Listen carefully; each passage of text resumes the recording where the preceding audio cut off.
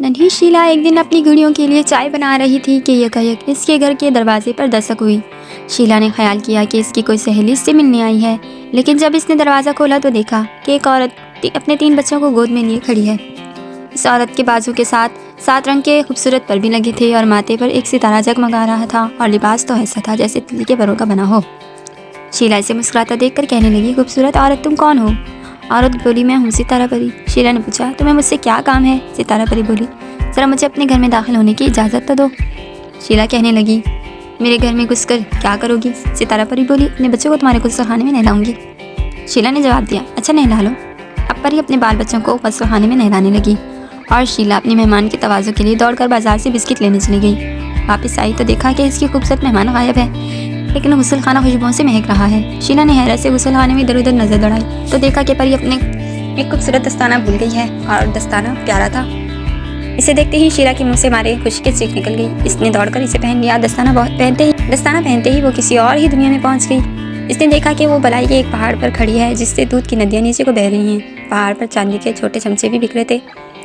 شیلا نے ایک چمچہ اٹھا لیا اور بلائی کے پہاڑوں کی مزیدار چوٹیاں کھانے لگی۔ بلائی کھانے کے بعد اسے پیاس محسوس ہوئی تو وہ نیچے اتر آئی۔ دودھ کی ندیوں کے کنارے مصری کٹورے بھی رکھے تھے۔ ایک کٹورا ندی کے دودھ سے بھر کر اس نے پیا اور پھر آگے بڑھی۔ ہر طرف باغ ہی باغ نظر آ رہے تھے جن میں رنگ برنگے شربت کے فوارے ناچ رہے تھے۔ فواروں کے حوض کے کنارے پر زمرد کے چھوٹے چھوٹے گلاس رکھے تھے۔ اس نے ایک فوارے سے شربت کا ایک گلاس پیا، پھر دوسرے فوارے سے، پھر تیسرے فوارے سے، کیونکہ ہر فوارے کے شربت کا مزہ نیا تھا۔ اس کے بعد شیلا نے باغ کو غور سے دیکھنا شروع کیا۔ معلوم ہوا کہ اس میں چہکنے والے پنچھی بھی مٹائی کے ہیں۔ ایک چڑیا اور ایک طوطا شیلا نے پکڑ کر کھائی اور پھر آگے بڑھی۔ آگے ایک بڑا خوبصورت بازار آئی جس میں ہر طرف پریاں ہی پریاں نظر آ رہی تھیں۔ شیلا ان میں جا گھسی اور بازار کا تماشا دیکھنے لگی۔ دکانوں پر بڑی عجیب عجیب چیزیں بک رہی تھیں، رنگ برنگیاں، ستارے، موتی، اڑنے والے پنچھی، گلدان، مربی، جام، چاکلیٹ اور طرح طرح کے کھلونے۔ یکایک شیلا کو ستارہ پری اپنے بچوں کے ساتھ ایک دکان پر کھڑی نظر آئی۔ وہ ایک دکان سے اپنے بچوں کے لیے نرگس کے پھول چرا رہی تھی۔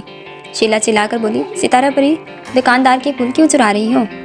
ستارہ پری نے مڑ کر اس کی طرف دیکھا اور مسکرا کر بولی، شیلا میرے قریب آ۔ جب شیلا اس کے پاس آئی تو ستارہ پری نے اس کی آنکھوں پر اپنے نرم ہاتھ رکھ دیے اور بولی، شیلا، جو کچھ دیکھ رہی ہو نہ دیکھو، جو کچھ سوچ رہی ہو نہ سوچو، جو کچھ دیکھ چکی ہو بھول جاؤ۔ اس کے بعد ستارہ پری نے زور سے ایک خوبصورت کہکا لگایا اور اپنے نرم نرم ہاتھ شیلا کی آنکھوں سے ہٹا لیے۔ شیلا ڈر گئی۔ اس نے آنکھیں پھاڑ پھاڑ کے چاروں طرف دیکھنا شروع کیا۔ اب وہاں کچھ بھی نہ تھا۔ وہ اپنے بستر پر لیٹی، اس کے بھیا کا سفید مرغا ککڑو کو کر رہا تھا کہ آسمان پر صبح کا ستارہ اس کی طرف دیکھ کر شرارت سے مسکرا رہا تھا۔